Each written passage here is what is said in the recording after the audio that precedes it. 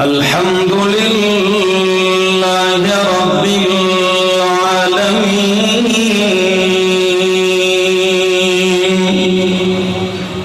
والعاقبة للمتقين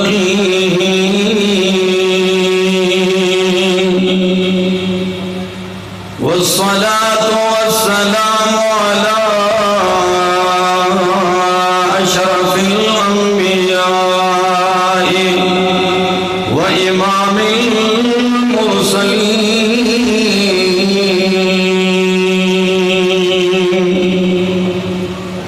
أما بعد فأعوذ بالله من الشيطان الرجيم بسم الله الرحمن الرحيم وقال ربكم ادعوني أستجب لكم إن الذين يستكبرون عن عبادتي سيدخلون جهنم داخرين وقال تعالى إن هذا القرآن يهدي للتي هي أقوم وقال تعالى يا أيها الناس أنتم الفقراء إلى الله والله هو الغني الحميد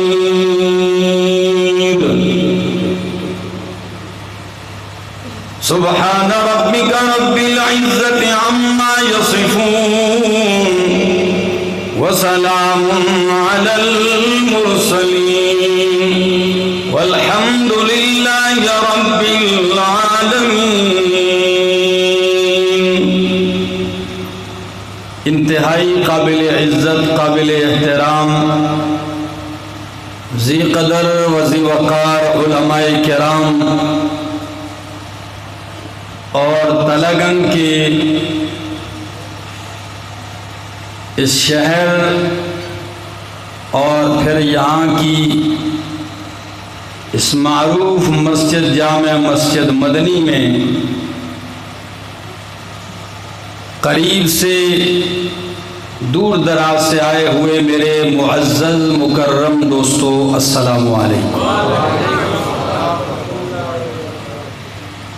تقریباً 1 سال کے بعد پھر اللہ نے موقع نصیب فرمایا کہ آج ہم پھر اس بہترین بارونق محفل کے اندر اکٹھے ہیں. دعا گو ہوں اللہ رب العزت مجھے 100% حق اور سچ کہہ سکنے، سمجھا سکنے کی توفیق نصیب فرمائے. بعد ازاں مجھے اور آپ سب کو عمل کی بھی توفیق نصیب فرمائے. ہر انسان، بلکہ اگر یہ کہوں کہ تمام مخلوقات، اللہ نے جس جس چیز کو پیدا کیا ہے یہ ساری چیزیں اللہ کی محتاج ہیں. سب اللہ کی محتاج ہیں، سب فقیر ہیں. اگر احتیاجگی سے پاک ہے تو وہ کون ہے؟ اللہ ہے. پھر ان مخلوقات میں چاہے بڑے وجود والے، طاقت والے فرشتے کیوں نہ ہو، عرش معلیٰ کو اٹھانے والے حاملین عرش فرشتے کیوں نہ ہو، وہ بھی رب کے محتاج ہیں. چاہے بیت المعمور کے ارد گرد طواف کرنے والے فرشتے کیوں نہ ہو وہ محتاج ہیں، چاہے وہ اتنے بڑے وجود والا فرشتہ کہ جو ایک مرتبہ سور میں پھونکے گا اس بگل کے اندر تو کائنات کی ہر چیز درہم برہم ہو جائے گی، اور میرے پاک پیغمبر نے فرمایا صلی اللہ علیہ وسلم کہ میں کس طرح ہنس سکتا ہوں جبکہ سور لیے اسرافیل کھڑا ہے، جب سے پیدا ہے منہ میں لیے کھڑا ہے سور۔ وہ فرشتہ 600 پر رکھنے والا جسے سید الملائک کہا جاتا ہے، جسے فرشتوں کا سردار کہا جاتا ہے، وہ بھی رب کا محتاج ہے۔ کون سا فرشتہ؟ جبرائیل علیہ السلام۔ وہ جبرائیل کہ جس کی طاقت کا یہ عالم ہے کہ ایک پر پہ قوم لوط کی بستی کو اٹھایا اور الٹ کے رکھ دیا، جس کی اتنی طاقت اور اتنا وجود ہے کہ میرے محبوب پیغمبر نے جب جبریل کو دیکھا فضا کے اندر آسمانی افق پہ، فرمایا عائشہ اللہ کی قسم ہے جب جبریل کو میں نے فضا میں دیکھا تو آسمان کی یہ ساری فضا اس سے پر ہو چکی تھی۔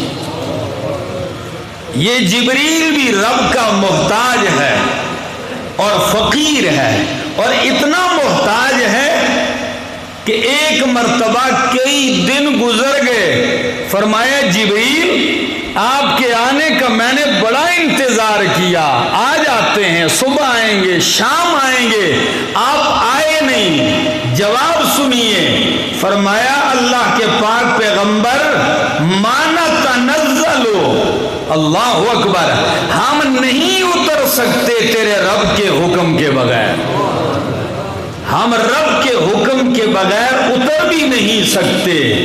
ان کا یہ عالم ہے۔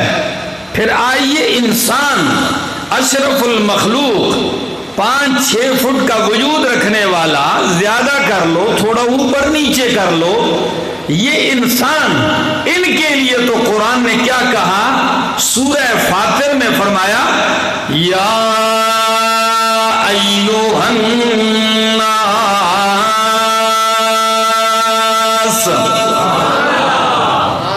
یا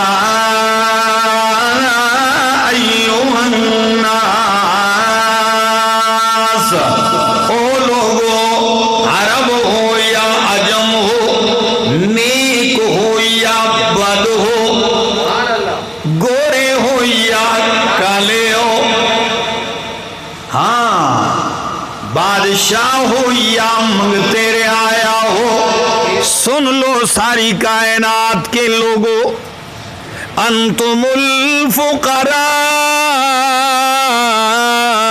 الی اللہ،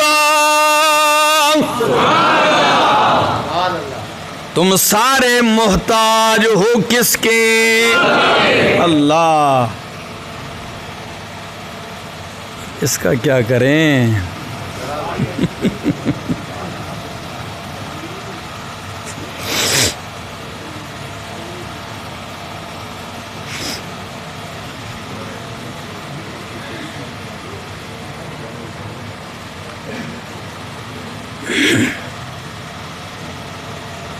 چلو چند منٹ کہہ لیتا ہوں، بات کر لیتا ہوں اس کے بغیر، ٹھیک ہے جی؟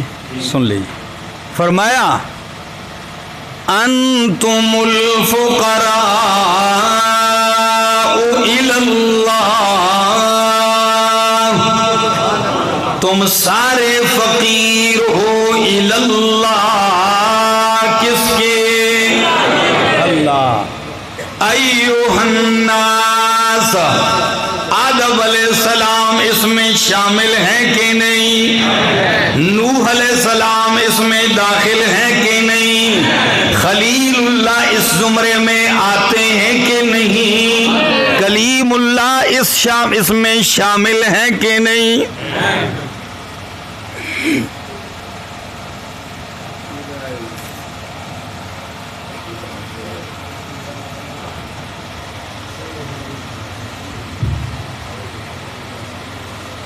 انتم الفقراء الی اللہ، تم سارے اللہ کے فقیر ہو، منگتے ہو، محتاج ہو۔ اللہ، پھر فقیری سے پاک کون ہے؟ اللہ۔ انتم الفقراء الی اللہ، جب تم سارے فقیر ہو تو غنی کون ہے؟ فرمایا واللہ هو الغنی الحمید۔ سورۃ فاتر 22واں پارہ آیت نمبر 15 ہے، یا ایھا الناس انتم الفقراء الی اللہ واللہ هو الغنی الحمید۔ اللہ ہے الغنی، اللہ واللہ هو الغنی، اللہ ہی غنی ہے، بے پرواہ ہے، کسی کا محتاج نہیں۔ نبی ولی سارے اس کے محتاج ہیں، نبیوں ولیوں کا کام اس کے بغیر نہیں چلتا، اور اس کا کام ہر ایک کے بغیر چلتا ہے۔ واللہ هو الغنی، یقین کیجئے۔ ادھر فرمایا انتم الفقراء، ہو سکتا ہے کوئی کہے جی نبی تو اللہ کے ہاں فقیر نہیں ہے، انبیاء شامل نہیں، تو میں رب کا قرآن پڑھنے لگا ہوں دوسرے مقام سے۔ جانتے ہیں موسیٰ کلیم اللہ، اللہ کے کلیم ہیں، بڑے ہی عظیم ہیں۔ جب چلتے ہیں مصر سے چلتے ہیں، کئی میل راستہ طے کرتے ہیں، زیادہ راہ بھی کوئی نہیں، درختوں کے پتے چبا چبا کر پہنچتے ہیں۔ جب مدین دیکھتے ہیں ایک سایہ دار درخت کے نیچے آتے ہیں، نظر پڑتی ہے دو لڑکیاں اپنے مویشیوں کو روک رہی ہیں، اور مرد جو ہیں وہ کنویں پر گھاٹ کے اوپر اپنے جانور سیراب کرتے جا رہے ہیں۔ اللہ کے کلیم دیکھتے ہیں مرد ایک دوسرے سے آگے بڑھ رہے ہیں، اور یہ لڑکیاں اپنے مویشیوں کو روکے جا رہی ہیں۔ تعجب میں اٹھ کے پوچھتے ہیں کیا وجہ ہے؟ اور لڑکیوں، لوگ تو آگے بڑھتے ہیں، آپ دور کھڑی انتظار کس بات کا؟ تو کہنے لگی او اللہ کے بندے، جب تک یہ مرد چلے نہ جائیں ہم آگے نہیں بڑھیں گی، اور یہ بھی سن لیجئے کہ ہم اس لیے جانوروں کو سیراب کرتے ہیں کہ وَأَبُونَا شَيْخٌ کبیر، ہمارا باپ بوڑھا ہے، مجبوری کی وجہ سے آئے ہیں۔ قربان جاؤں اللہ کے کلیم اٹھاتے ہیں وزنی پتھر دوسری طرف کرتے ہیں، اور فوراً ان کے جانور سیراب کرتے ہیں۔ تلگنگ والوں، احمد جمشید خان ایک جملہ دے کے جا رہا ہے، یاد رکھنا میرے نوجوانوں، اللہ کی بارگاہ سے کبھی مایوس نہ ہونا۔ آج سن کے جانا دعا کا نتیجہ کیا ہوتا ہے، اس مالک سے مانگنے کا ثمرہ کیا ہوتا ہے۔ میں نے آیت پڑھی انتم الفقراء الی اللہ، تم سارے فقیر محتاج ہو۔ کلیم اللہ نے پانی پلایا، ان کے جانور مویشی سیراب کیے، دونوں لڑکیاں جانے لگیں، وہ چلی گئیں۔ اللہ کے کلیم سائے کی طرف آئے، درخت کے تنے کے ساتھ یوں ٹیک لگائی اور سائے میں بیٹھتے ہیں، کیا کہتے ہیں؟ قرآن کہتا ہے رب لما انزلت الی من خیر فقیر. کیا الفاظ ہیں؟ رب انی لما انزلت الی من خیر فقیر. اے میرے رب، رب کے جملے میں غور کیجئے. پکارا کس کو پکارا؟ اور اپنی حاجت پیش بھی یوں کی. فرمایا پہلی بات رب تربیت سے ہے. تربیت کا معنی ہوتا ہے انشاء الشیء حالا فحالا الی حد الکمال. ایک چیز کو سیڑھی بسیڑھی، درجہ بدرجہ اس کی ساری ضرورتیں پوری کرتے ہوئے حد کمال تک پہنچانا. تو تالگنگ والوں، تمام ضرورتیں پوری کر کے حد کمال تک پہنچانے والا کون ہے؟ اللہ ہی ہے. اللہ اکبر. رب انی لما انزلت الی من خیر فقیر. اے میرے رب، جو بھی تو نازل کرے میری طرف، من خیر، کچھ بلائی کچھ خیر، میں فقیر کیا ہوں؟ میں محتاج ہوں. کلیم اللہ ہے لیکن رب کے سامنے کیا کہہ رہے ہیں؟ میں فقیر ہوں، قربان جاؤں. وہ کیا مرادیں پائے گا جو خود بھی فقیر ہو اور دوسرے فقیروں سے مانگتا پھرے؟ بھلا وہ کیا پا جائے گا؟ جب میں فقیر ہوں تو مجھ سے مانگنے والے کو کیا ملے گا؟ اللہ نے فرمایا فقیروں سے نہ مانگ، مانگتا ہے اس سے مانگ جو فقیری سے پاک ہے. ساری کائنات فقیر ہے، وہ غنی ہے. کلیم اللہ کہتے ہیں اللہ میں فقیر ہوں، خیر عطا فرما. کئی دن کا بھوکا ہوں، میرے مالک روٹی کا انتظام کیجئے. پھر تلگن والوں جملہ کہہ کے جا رہا ہوں، جب کلیم اللہ دعا کرتے ہیں اس وقت ان کی بیوی بھی کوئی نہیں، اس وقت ان کی نوکری بھی کوئی نہیں، اس وقت ان کے لیے رہنے کا مکان بھی کوئی نہیں، اس وقت کھانے کا کوئی انتظام بھی. ایسا ہی ہے.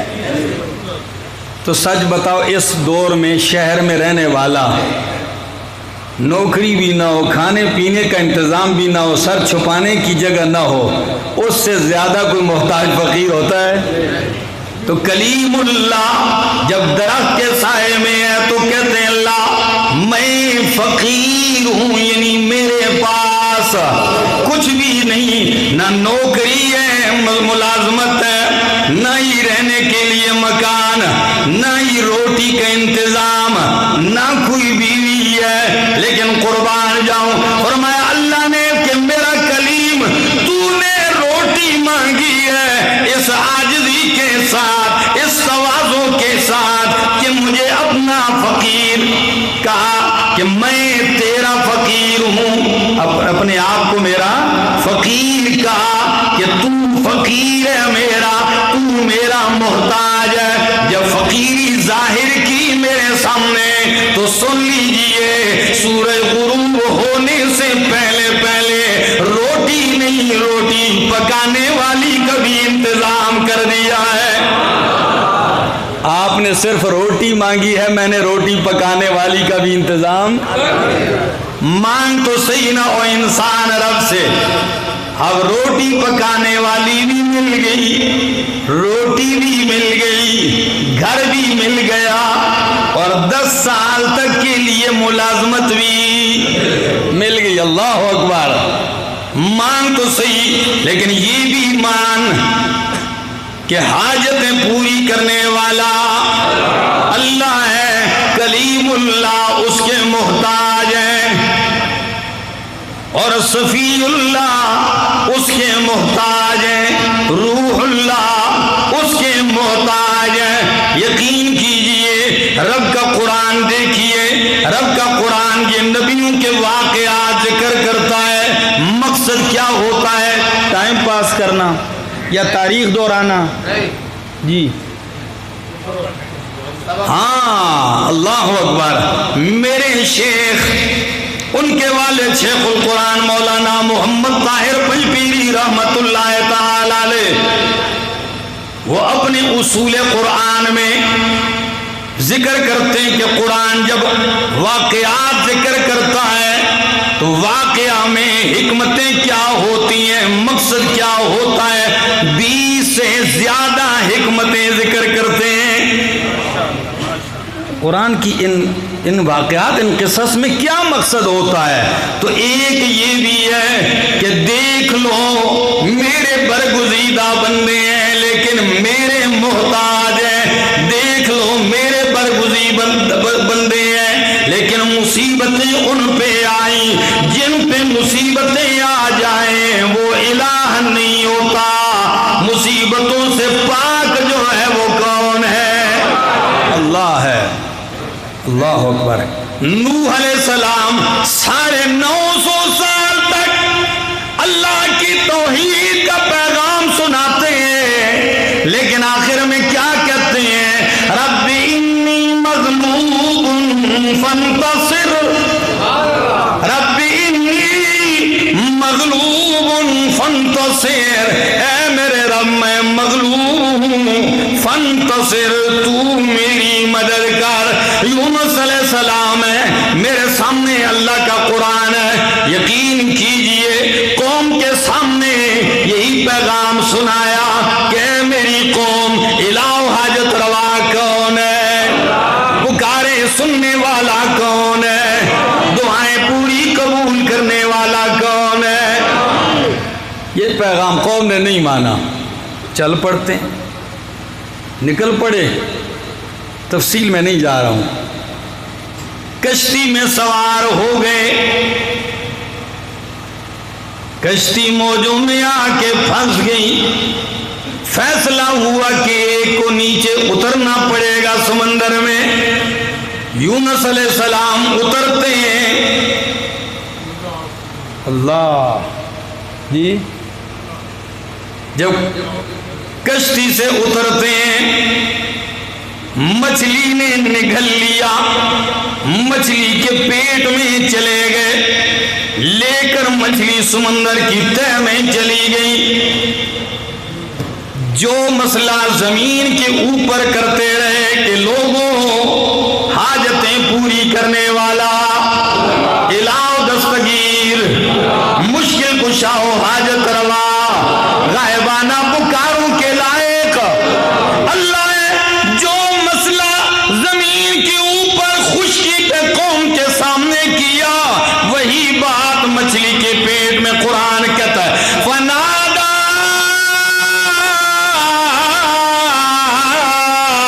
فی الظلمات اللہ الہ الا انت سبحانک انی کنت من الظالمین۔ کیا مطلب ہے؟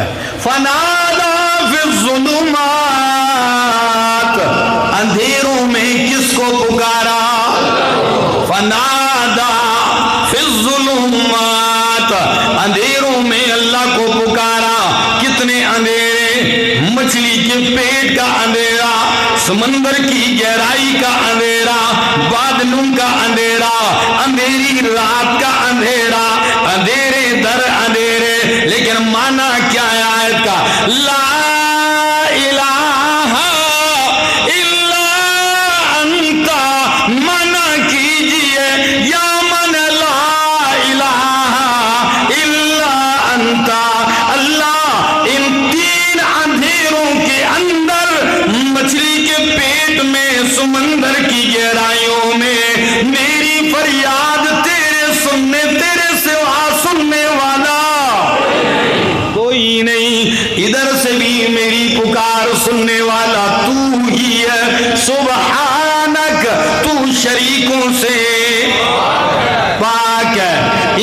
انی کنت من الظالمین، مانا کرنے لگا ہوں ظالمین کا، انی کنت من الظالمین، بے شک اللہ میرے پاس اسباب نجات کم ہیں۔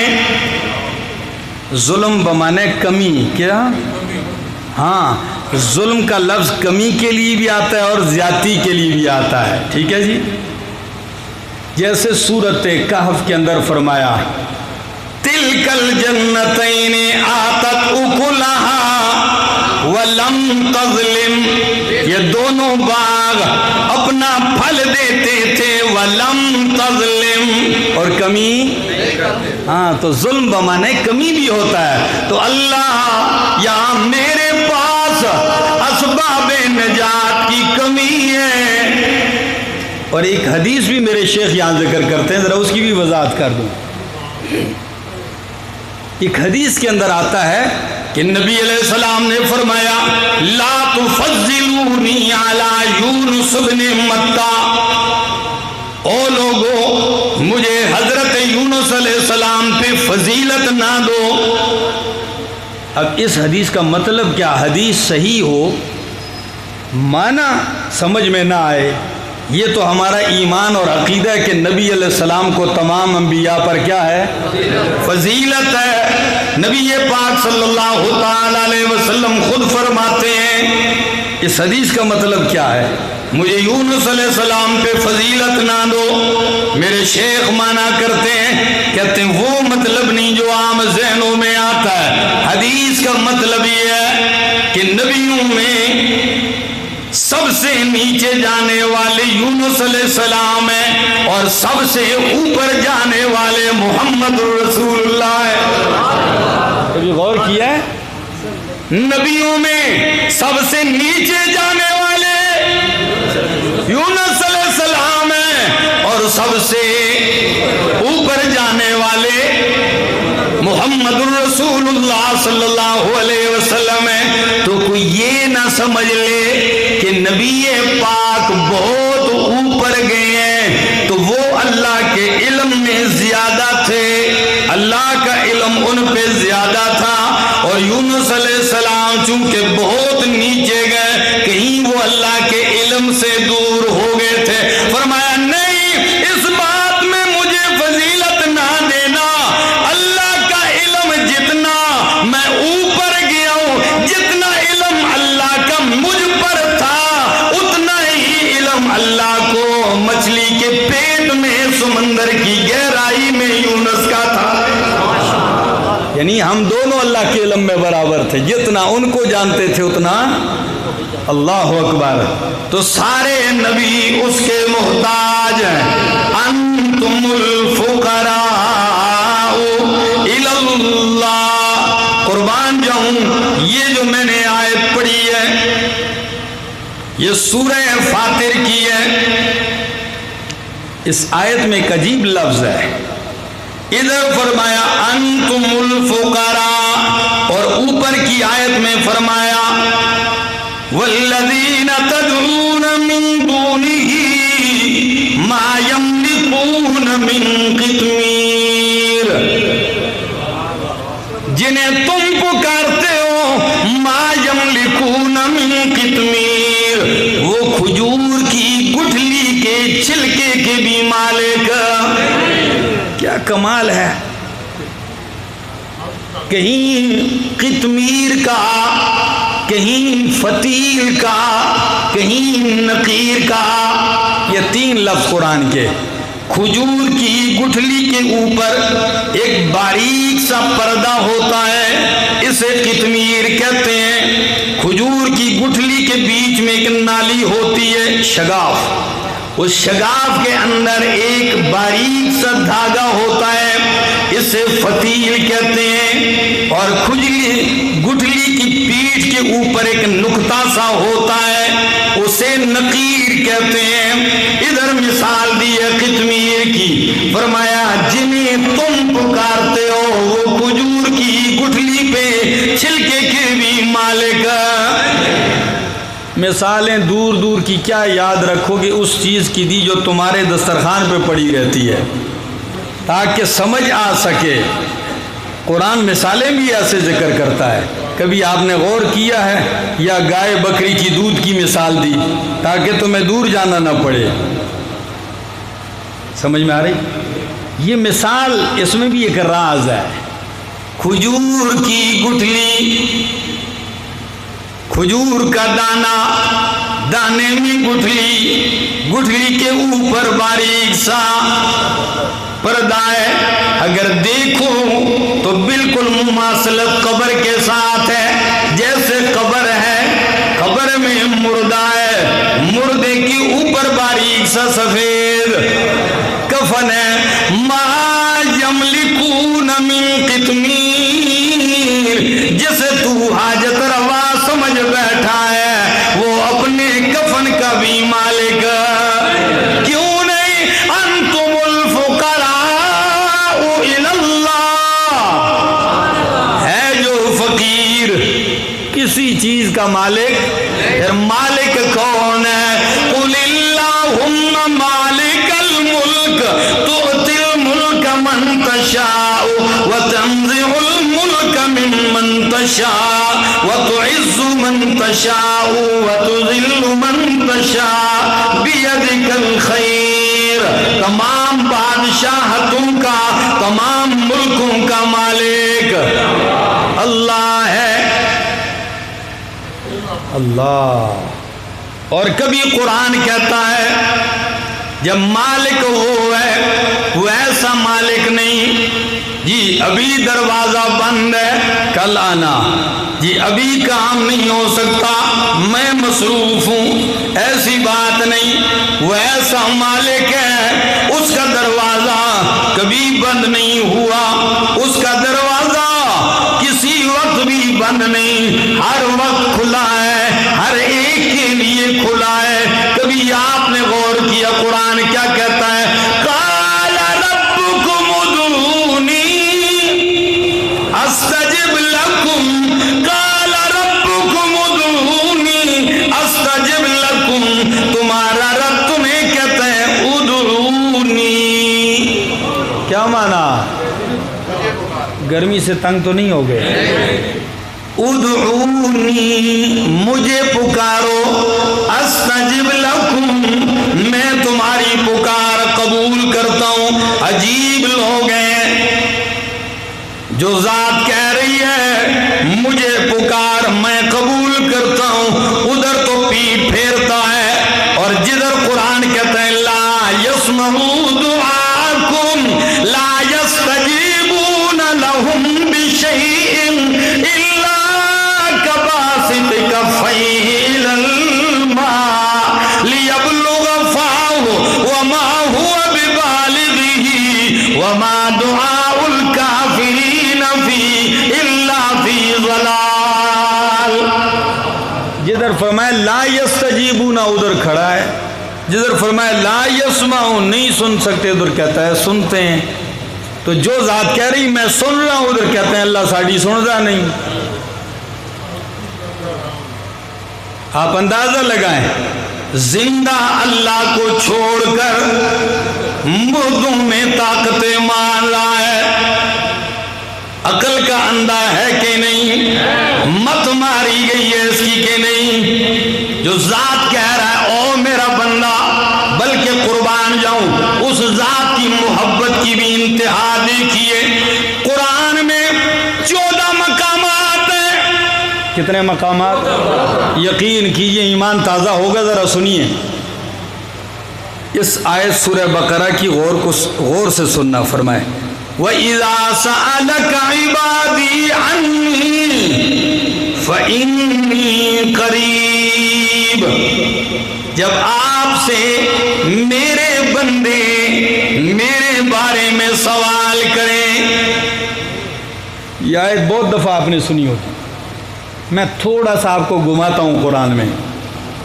یہی انداز قرآن کئی مقامات پہ 14 مقامات پہ اپناتا ہے، لیکن انداز بدلتا ہے۔ فرمایا یسألونک عن الیتامی، خدا را توجہ چاہوں گا، یسألونک عن الیتامی، آپ سے یتیم میں سوال کرتے ہیں میرا پیغمبر، سوال کرتے ہیں آپ سے یتیموں کے بارے میں، تو جواب کیسے دیا؟ فرمایا قل، لفظ کیا ہے؟ قل اصلاح لہم خیر، میرے پیغمبر آپ کہہ دیجئے ان کی اصلاح بہتر ہے۔ یسألونک عن المحیض، آپ سے حیض والی عورتوں کے بارے میں پوچھتے ہیں، فرمایا قل ہوا اذن، آپ کہہ دیجئے حیض گندگی ہے، عورتوں سے دور رہو اس دوران۔ تیسرا انداز، یسألونک عن الاہلہ، آپ سے چاند کے بارے میں سوال کرتے ہیں، کبھی گھٹتا ہے تو بالکل چوڑی بن جاتا ہے، کبھی بڑھتا ہے تو بالکل گول ٹکیا بن جاتا ہے، یہ کیا معاملہ ہے؟ فرمایا قل ہی مواقیت للناس والحج، میرا پیغمبر کہہ دیجئے آپ ہی مواقیت للناس، یہ اوقات معلوم کرنے کا ذریعہ ہے لوگوں کے لیے۔ یسألونک ماذا ينفقون، آپ سے سوال کرتے ہیں ہم کیا خرچ کریں اللہ کے راستے میں، فرمایا قل العفو، آپ خرچ کریں جو آپ زائد کر دیں، جو آپ کے مال سے کیا ہو جائے؟ زائد ہو جائے، آپ بچا لیں، وہ خرچ کر لیا کریں۔ چوتھا مقام ہے، فرمایا یسألونک عن الشہر الحرام قتال فیہ، آپ سے حرمت والے مہینے کے بارے میں پوچھتے ہیں، یعنی حرمت والے مہینوں میں لڑائی جھگڑا کرنا، قتال کرنا کیسے؟ فرمایا قل قتال فیہ کبیر، کہہ دیجئے اس میں لڑنا کبیرہ گناہ ہے۔ 14 مقامات یسألونک، سوال لوگ کرتے ہیں، اللہ جواب نے کہتے ہیں میرا پیغمبر آپ کہہ دیجئے۔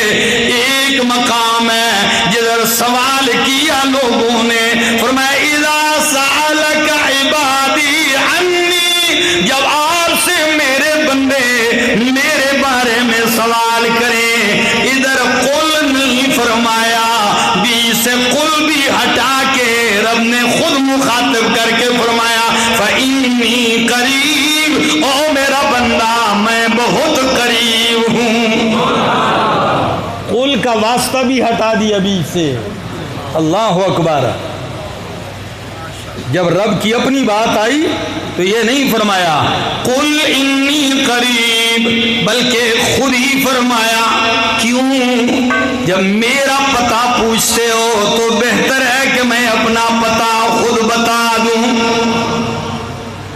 اللہ اکبر، فإنی قریب، میں قریب ہوں، اجیب دعوت الداعی اذا دعان، میں پکارنے والے کی پکار قبول کرتا ہوں، اذا دعان، وہ جب بھی پکارے، جہاں سے پکارے، پشتو میں پکارے، اردو میں پکارے، عربی میں پکارے، پنجابی سرائکی میں پکارے، بلوچی سندھی میں پکارے، میں سب کی سنتا بھی ہوں، سمجھتا بھی ہوں۔ اور صرف یہی نہیں تلگنگ والو، حدیث قدسی سنا دوں، ایمان تازہ ہو جائے گا۔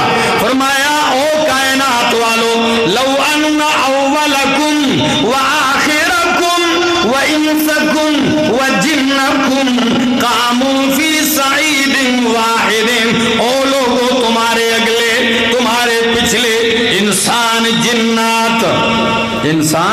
جنات قاموا فی صعید واحد، ایک میدان میں کھڑے ہو جائیں، کس میں؟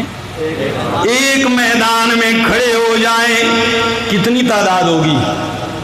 سارے اگلے پچھلے انسان جنات سارے ایک میدان میں، گننے کی نہیں، بے شمار تعداد ہے۔ فرمایا ثم سألونی، سارے ایک ہی وقت ایک میدان میں مجھ سے مانگنا شروع کریں، خدا جانے کتنی بولیاں، کتنی زبانیں، کتنی ضرورتیں، ہر آدمی کی اپنی اپنی مانگ ہے، مانگنا شروع کر دیں مجھے۔ ثم آتیت کل انسان مسألتہ،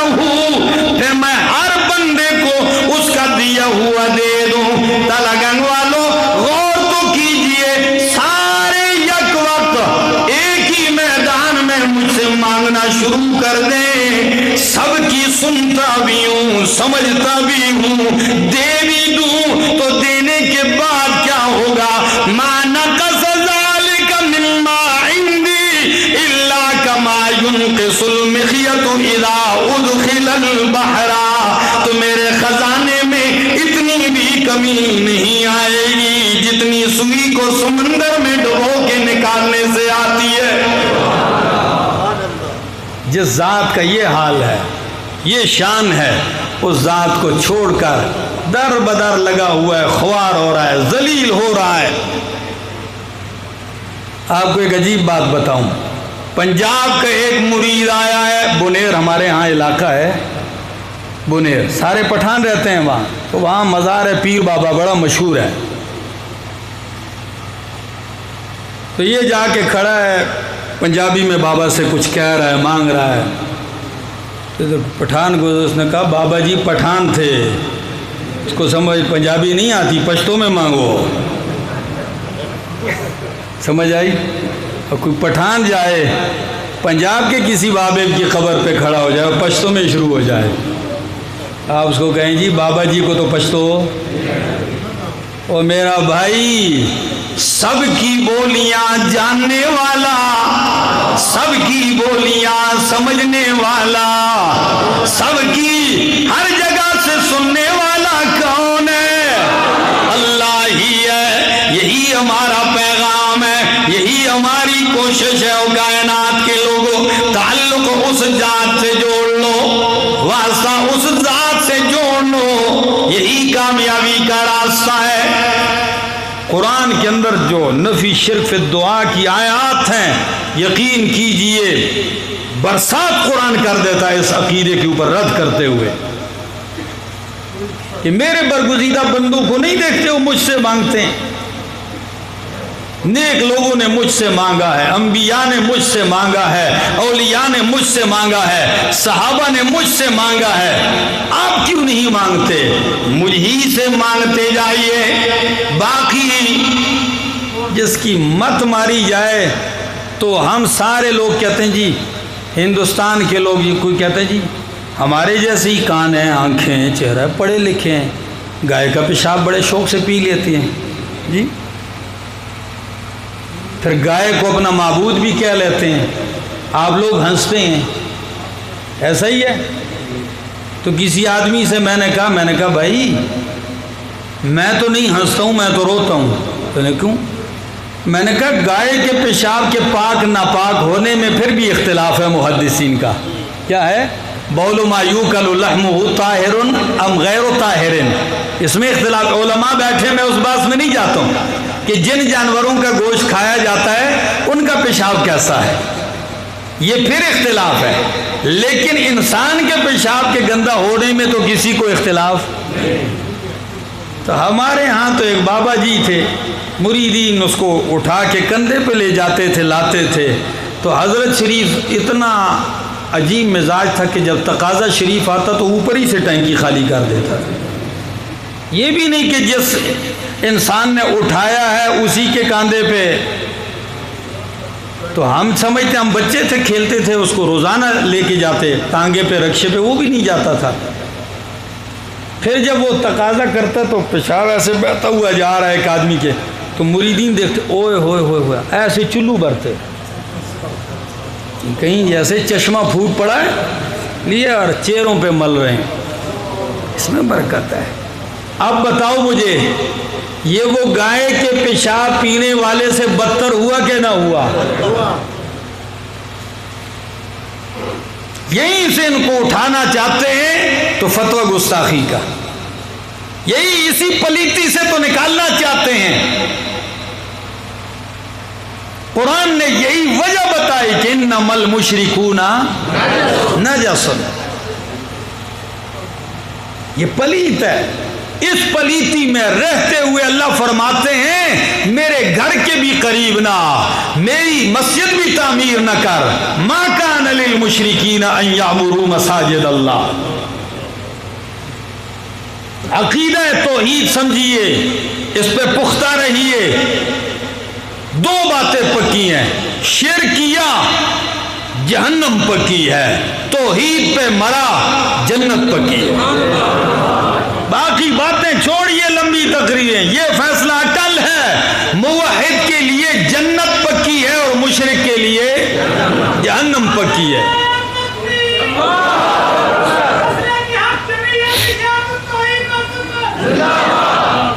ہاں ایک بات کہنے لگا ہوں، یاد رکھ لیجئے، حج ہے، روزہ ہے، نماز ہے، زکوٰۃ ہے، قربانی ہے، صدقہ ہے، نوافل ہیں، یہ سارے امتحان ہونے ہیں، ان کی جانچ پڑتال ہونی ہے۔ تلگنگ کے اندر بڑے کالج ہیں، سکول ہیں، پرائمری ہیں، مڈل ہیں اور ہائی ہیں۔ یہاں وکیل صاحب بھی بیٹھے ہیں، میں پوچھنا چاہوں گا، یہ بتائیے کہ پیپر، ایک پیپر کب پاس ہوتا ہے؟ کم از کم کتنے نمبر ہوں تو پاس ہو جاتا ہے؟ 33 34 یہی بات ہے۔ 33 34 نمبر لے کے پیپر پاس ہو جاتا ہے۔ اس سے کم ہو، 30 ہو، 25 ہو، فیل کر دیا جاتا ہے۔ ایک بات احمد جمشید کہہ کے جا رہا ہے، سنیے گا، روزہ، نماز، ساری عبادتیں، علم کے پیپر 10 نمبر والا بھی پاس ہے، 20 والا بھی پاس ہے، 5 والا بھی پاس ہے۔ اگر ایک ہی نمبر لیا ہو یہ بھی پاس ہے، پر ایک پرچہ پیپر ایسا ہے کہ 50 والا بھی فیل ہے، 70 والا بھی فیل ہے، 90 والا بھی فیل ہے۔ اگر 99 لیے نمبر تب بھی فیل ہے، 99.99 لیے تب بھی فیل ہے۔ وہ ہے توحید کا پرچہ، یہ پاس کب ہوتا ہے؟ جب 100 میں سے 100 پورے لیے جائیں۔ ہماری تگودو اس پہ اس لیے ہے، اس میں کمی برداشت نہیں، ایک نمبر بھی نیچے آ گیا بھائی جاؤ، حج کیے، حج سمیت اٹھا کے پھینک دو، یہ نمازیں پڑھی، نمازیں بھی اس کے ساتھ گٹھری میں بند ہو جائے، لے جاؤ اس کو۔ اور ایک اور بات کہنے لگا ہوں، یہ سادہ سی مثال ہے، خالص عبادت اور پکار اللہ، غائبانہ پکاروں کے لائق، ما فوق الاسباب سننے والا۔ یہ ما فوق الاسباب اس لیے کہا کہ اس وقت تو آپ بھی میری سن رہے ہیں، میں بھی آپ کی آواز سن رہا ہوں، لیکن ہم اسباب کے ساتھ سن رہے، کیا؟ آپ زندہ ہیں، میں زندہ ہوں، رکاوٹ بھی نہیں، ٹھیک ہے؟ آپ تو کہیں تو چلو کراچی سے بھی تو لوگ سن رہے ہیں، بھائی سبب ہے، موبائل سے سن رہے ہیں، یہ کیا ہے؟ یہ اسباب ہیں، فون سے سن رہے ہیں، یہ اسباب ہیں، لیکن سبب نہ اور ادھر سے کراچی کوئی سنے گا؟ بولو، مر گیا، روح بھی نکل گئی، پہلا سبب تو یہ ختم، دوسرا منو مٹی کے نیچے چلا گیا، یہ سبب بھی ختم، اور اگر گل سڑ گیا، کان شان بھی چلے گئے، یہ بھی ختم۔ اب بھی کہتا ہے جی اب بھی سن رہا ہے، تو یہ بتاؤ یہ ما فوق الاسباب کا قائل ہوا کہ ما تحت الاسباب کا؟ اسباب تو ہے نہیں کہ اسباب سے سنیں، اور ما فوق الاسباب سننے والا اکیلا اللہ ہے، تو خالص پکار اسی کی ہے، لہو دعوت الحق، اسی کی پکار حق ہے، اسی کی پکار حق ہے، بس اس کے سوا جن کو پکارو گے غائبانہ، شرک ہو جائے گا، ملاوٹ ہو جائے گی، توحید کے مخالف ہو جائے گا، توحید نہیں رہے گا عقیدے میں۔ کبھی آپ نے غور کیا ہے دودھ میں پانی ملا لو خالص رہتا ہے؟ نہیں، تلگنگ کا پانی نہیں ہے، اگر آپ ملا لو کچھ قیمتی پانی منرل واٹر پہ ڈال دو، پھر اچھا ادھر سے جہاز بک کیا اور مکہ سے زمزم لا کے بیچ میں ڈال دیا، اب تو خالص ہونا چاہیے، کائنات کا بہترین اس سے اوپر اچھا پانی ہے ہی کوئی نہیں، یہ ڈالا خالص رہا۔ تو جتنا بھی قیمتی ملایا خالص، یہی پکار رب کی ہے، کسی اونچے سے اونچے کو بھی شریک کرو گے، کسی بڑے سے بڑے، کسی برگزیدہ سے برگزیدہ کو بھی شریک کرو گے، خالص پکار رہے گی نہیں۔ اور قرآن کہتا ہے فَادْعُوا اللَّهَ مُخْلِصِينَ لَهُ الدِّينَ، اسی کو پکارو خالص کر کے۔ اللہ ہمیں عمل کی توفیق عطا فرمائے، زندگی باقی ملاقات باقی۔